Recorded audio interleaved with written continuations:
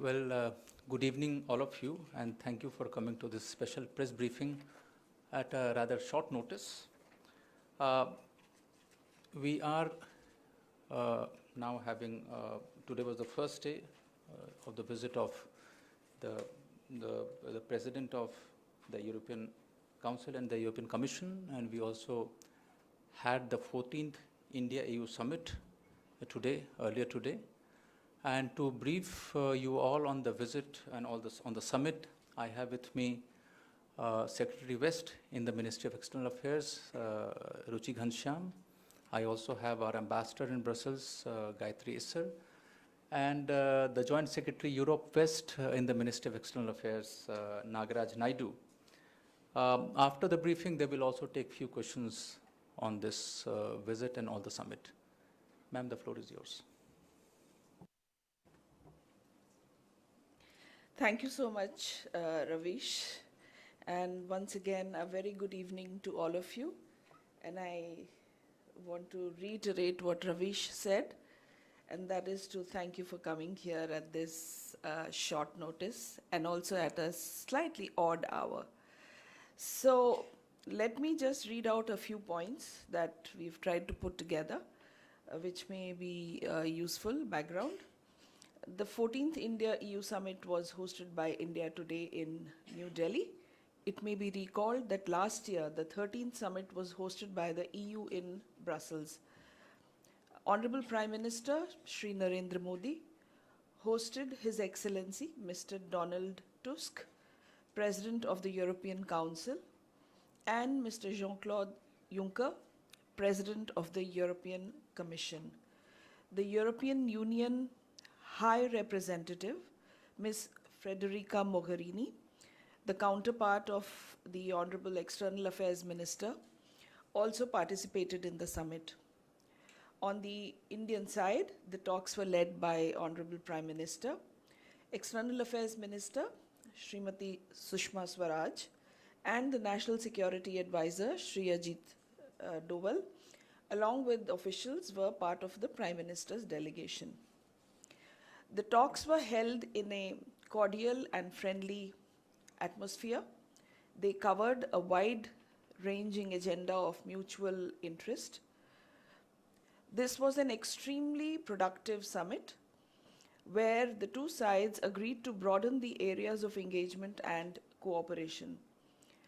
A joint statement at the end of the talks, issued at the end of the talks, reflects the decisions and areas of convergence.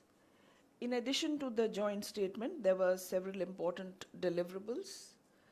These would include an India-EU joint statement on cooperation in combating terrorism, a joint declaration between the European Union and the Republic of India on partnership for smart and sustainable urbanization, and EU-India joint statement on clean energy and climate change, India-EU joint statement on clean energy and climate change.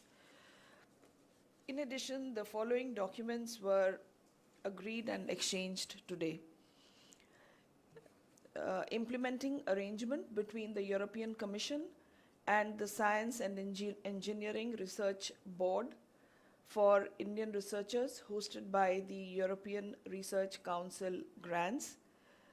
European Investment Bank finance contract for Bangalore Metro Rail project phase 2 R6 for euro 300 million. Joint declaration between Internal Secretariat of International Solar Alliance and the European Investment Bank. EU as a bloc of 28 countries is India's largest regional trading partner. India's total trade in goods and services exceeds $100 billion. So the bilateral trade in goods is it's over 85 billion, while the bilateral trade in services is over 31 billion. Moreover, over the period April 2000 to December 2016, FDI equity flows from EU countries totaled over $79 million at 24.58 of total FDI flows to India. This would make the EU India's largest source of FDI. So I would like to just highlight a few of the points from some of the documents, and you would then find also the texts on the website where you could look for any further details that you may be interested in. So looking at the India-EU joint statement on cooperation in combating terrorism, the highlight of this document, the most important highlight, of course there are many important things in this document. The most important highlight is that for the first time the EU has agreed to mention not just terrorist entities but also terrorists in an India-EU document. So this document, it firstly condemned the recent terrorist attacks in India and member states of the European Union, and it also reaffirmed the determination to jointly combat terrorism and violent extremism in all their forms and manifestations, irrespective of their motivations, wherever and by whomever they are committed. They welcomed the resolve to deepen cooperation on domestic and international terrorist designation listing proposals through exchange of information. So they have agreed to exchange information on domestic and international listing of terrorists, and on these proposals basically. The leaders also called for the perpetrators of terrorist attacks, like the ones at Pathankot, Uri Nagrota, Anantnag, Srinagar, Paris, Brussels, Nice, London, Stockholm, Manchester, Barcelona, Turku, and of course they recalled the Mumbai terror attacks of 2008. So the leaders called for the perpetrators of these attacks to be brought to justice. They also supported the comprehensive, early adoption of the. They supported the early conclusion of negotiations and the adoption of the Comprehensive Convention on International Terrorism in the UN. They recalled that responsible states should take adequate measures to ensure that their territory is not used for terrorist activities. They also this document also speaks of cutting the flows of funds and other financial assets and economic resources to individuals and entities involved in terrorism, including those proscribed under the relevant UN sanctions.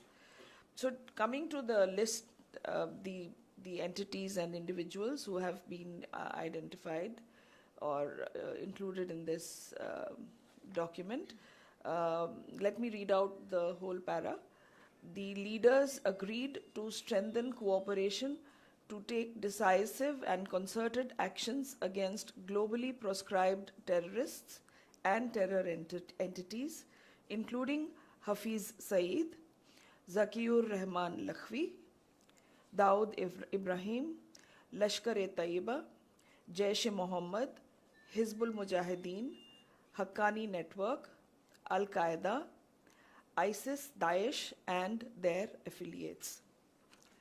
So that is for this document on combating terrorism. Let me now turn to the India-EU joint statement. So it is a fairly lengthy document, so I'm trying to see how I can cut it short. Well, it recognizes that India and EU are natural partners, and it agrees or recognizes the need to further deepen and strengthen the India-EU strategic partnership based on our shared principles. And I won't repeat the principles because you can find it in the statement. They expressed satisfaction with the progress that has been achieved and the bilateral cooperation that has developed since the last summit. The leaders committed to work in a result-oriented and mutually beneficial manner to further strengthen the India-EU strategic partnership by deepening their trade cooperation, enhancing investment flows in both directions, etc. They commended the strong engagement of the European Investment Bank in India in a wide range of sectors. They reaffirmed their commitment to an open, free, secure, stable, peaceful, and accessible cyberspace, and welcomed the holding of the 5th Global Conference on Cyberspace in New Delhi on 23 and 24 November. They strongly condemned the recent terrorist attacks in many parts of the world. And amongst other things, they emphasized the need to deepen cooperation within the UN and the Financial Action Task Force. On disarmament, the EU congratulated India on its admission to the Missile Technology Control Regime. Then, coming to regional issues, on Afghanistan, both sides, of course, agreed that they expressed support for the government and the people of Afghanistan in their effort to achieve an Afghan-led and Afghan-owned national peace and reconciliation. The EU appreciated the positive role being played by India in extending development assistance in Afghanistan. On Myanmar, amongst other things, they urged the Myanmar authorities to implement the Kofi Annan-led Rakhine Advisory Commission's recommendations and work with Bangladesh to enable the return of the displaced persons from all communities to northern Rakhine state. India and the EU also recognize the role being played by Bangladesh in extending humanitarian assistance to the people in need. Well, on DPRK, both sides condemned the nuclear tests conducted by DPRK on 3rd September 2007. Both sides also stressed the responsibility of those who support DPRK's nuclear and missile program. Coming to connectivity, both acknowledged the importance of connectivity in today's globalized world. They underlined that connectivity initiatives must be based on universally recognized international norms, good governance, rule of law, openness, transparency, and equality, and must follow the principles of financial responsibility, accountable debt financing practices, balanced ecological and environmental protection, preservation standards, and social sustainability. The document refers to India's Sabka Saath, Sabka Vikas policy initiatives and reaffirmed the importance of global partnerships to achieve the Sustainable Development Goals and poverty alleviation. Okay, so I think I've taken too long. Let me see what else is important. Yeah, they welcomed the establishment of the South Asian Regional Representative Office of the European Investment Bank.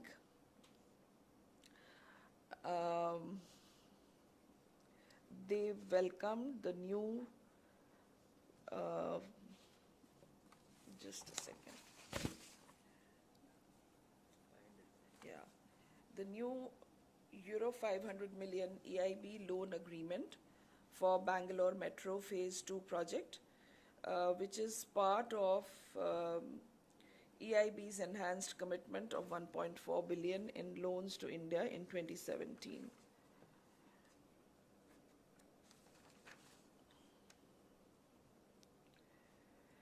The leaders also welcomed the imminent operationalization of the 2008 Horizontal Civil Aviation Agreement, which will enhance air connectivity between India and Europe and help foster better people-to-people contacts and promote travel, etc.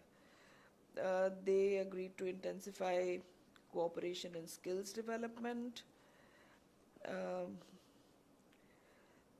They noted that the EU's Erasmus program celebrated its 500th Indian alumni and has offered financial opportunities for institutional cooperation to Indian universities. 5,000, yeah. Need to work, okay, they recognize the need to work towards greater cooperation in higher education. So I think I should basically stop here. Otherwise, yeah, thanks. Thank you.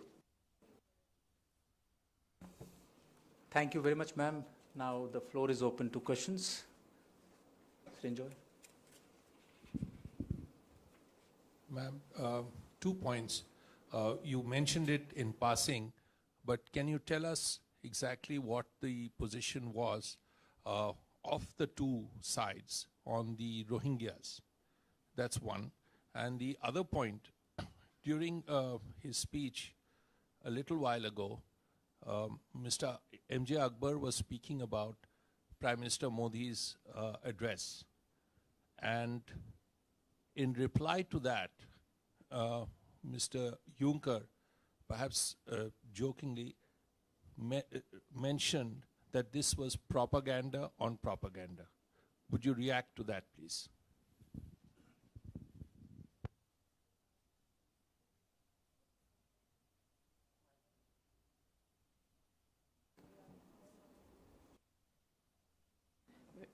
No, wait. Okay. Yes, please. Ma'am, this is regarding the India-EU FTA. President Juncker just said that we don't want to launch the talks just to restart them, but we want to conclude them. What is India's position on that?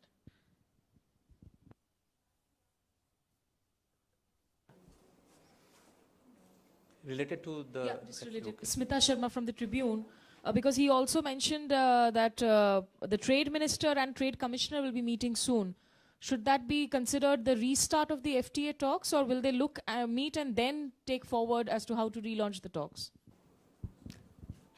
Ma'am, maybe you can take... The previous question, could you just repeat? President Juncker just said we don't want to relaunch the talks just to resume the talks, which are stalled for last 3-4 years, but we want to conclude it, and on which he wanted reaction from the government, it seems.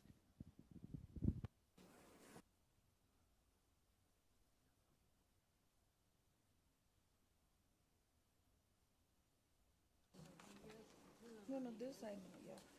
But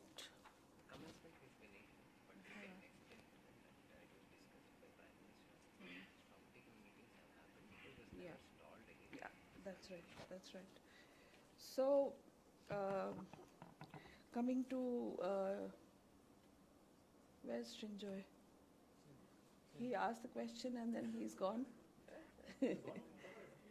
Well, coming to BTIA, the, the the broad-based trade and investment agreement was obviously part of the discussions. There have been some rounds of discussions between the chief negotiators, and now the next round is to be held in November, on November 13 and 14. So, para 32 of the joint statement, let me just read it for you. The leaders expressed their shared commitment to strengthening the economic partnership between India and the EU and noted the ongoing efforts of both sides to re-engage actively towards timely relaunching negotiations for a comprehensive and mutually beneficial BTIA. So I think the joint statement basically answers both your questions. But as I said, the discussions have already been taking place. How many rounds, Gayatri? 4, I think. No? Four rounds have taken place of the pre. No, this recently. Yes. 4 rounds started this year, no? Basically, there were 4 stock-taking meetings which took place last year. But we needn't go into those, Let's, not go into details of those negotiations which are done by the Commerce Ministry. So what I would say that the BTI... No, I won't call it a relaunch. I don't know if one has to call it a relaunch. But the chief negotiators are meeting in November. And they will talk about this. And if you have any further questions, then I think I don't like to do that, but I think it would be unfair on my part to answer on behalf of Commerce Ministry. Sorry, Srinjoy, to come to your question on Rohingyas, I think I would refer you to para 16 of the joint statement. Whatever I can say is said there. And on the speech by MOS MJ Akbar and the response, since I wasn't even there and I haven't even heard it, I don't think I'm in a position to even say anything about it. So I think on that I would pass. Anybody else? Thank you very much, ma'am. Just to share with you that we have just uploaded the India-EU joint statement on MEA's website. So if you have the connection, you can take a look at the paragraph which Secretary West just referred. Rakesh ji. Thank you madam. अभी आपने जिक्र किया trading partners की बात कही, $100 billion exceed किया है, जो अबाउट $85 बिलियन का जिक्र किया आपने. तो ये पिछले जो 10 वर्षों का जो डाटा है, तो उसमें एक कोई इसकी कंपैरेटिव स्टडी हमारे पास है, number 1. Number 2, European union side से देयर आर 28 कंट्रीज, तो उनकी तरफ से कितना हमारे तरफ जो वृद्धि हुई है, इधर जो हुई है, जो इंडिया की तरफ हुई है, वो तो आपने बताया, उनकी तरफ से कितना हमारे यहाँ व्यापार बढ़ा है, उसकी कोई जानकारी हो तो एक कंपैरेटिव स्टडी का अच्छा अवसर मिलेगा और कुछ हम लोगों को इनपुट मिलेगा. धन्यवाद. Any other query on trade, or ma'am, would you like to take this question and then move on? Okay. Yeah. इस वक्त तो कोई कंपैरेटिव स्टडी जैसे आप चाह रहे हैं वो तो उतना डिटेल मेरे पास अवेलेबल नहीं है, लेकिन जो मेरे पास अवेलेबल है, जो जानकारी मेरे पास इस वक्त मौजूद है, उसके अनुसार भारत का जो बायलैटरल ट्रेड है EU के साथ, EU 28 के साथ 2016 में जनवरी से लेके दिसंबर 2016 तक, तो ये इसका जो फिगर था वो अबाउट 85 के ऊपर बिलियन डॉलर्स था टोटल ट्रेड का इन गुड्स. इसमें से इंडिया के जो एक्सपोर्ट्स थे वो 43 बिलियन के ऊपर थे, और भारत के जो इंपोर्ट थे EU से वो 41 बिलियन के ऊपर थे.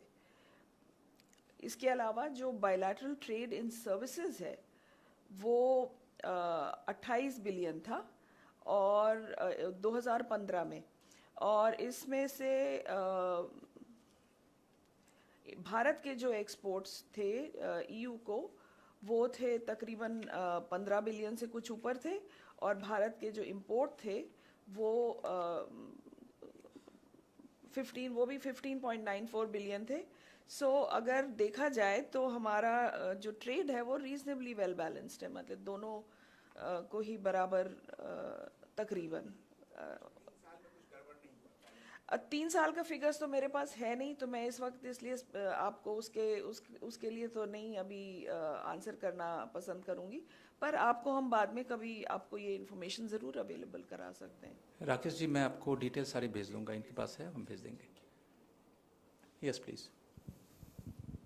यूएन के वर्ल्ड फूड प्रोग्राम मिशंस के लिए भारत की भागीदारी कब तक संभव है और इसमें क्या समस्या आ रही है? ये जॉइंट स्टेटमेंट में इसका जिक्र है.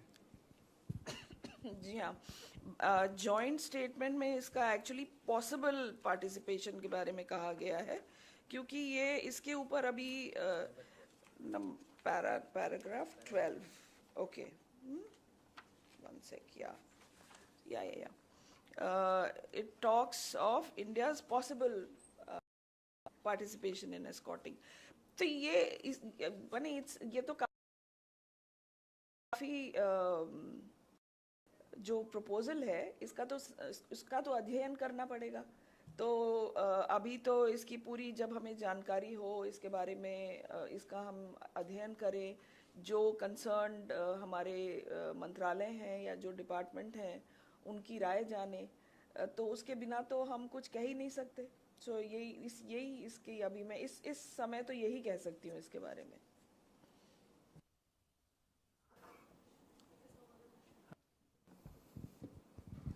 Just a question away from the topic in case if somebody doesn't have a question. The External Affairs Ministry is being accused of... Only questions related to India, EU. But that's why I said, because nobody No, else I has a thought question. related to this. So today we have a panel. I mean, they are Can we expect a response on this Deen Dayal Upadhyay e-book controversy? That's what I'm saying. I'm not going to take that question. Is there any other question on India-EU summit?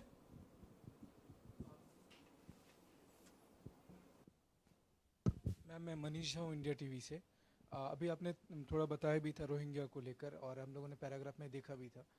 जिस समय European union के council के president बोल रहे थे, उस समय उनका कहना ये था कि इंडिया को एज ए नेबर कंट्री इसमें आगे आना होगा. तो मतलब क्या एक्सपेक्टेशन है यूरोपियन यूनियन की इंडिया से इस पूरी इशू को लेकर? जो भी यूरोपियन यूनियन की जो भी एक्सपेक्टेशन थी वो तो उन्होंने बोल ही दी, और जो अग्रीड पोजीशन है वो जॉइंट स्टेटमेंट में मौजूद है. Thank you.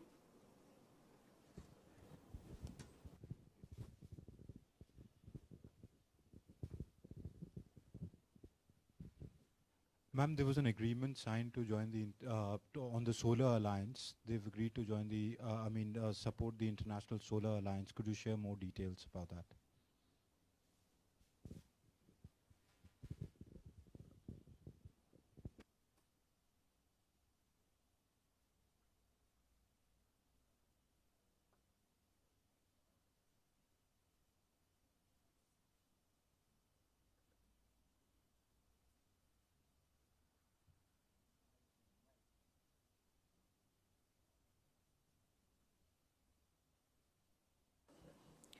एक तो देखिए, जो हमारा India EU joint statement on clean energy and climate change जो है, उसमें ये इसके बारे में जिक्र है, ISA के बारे में.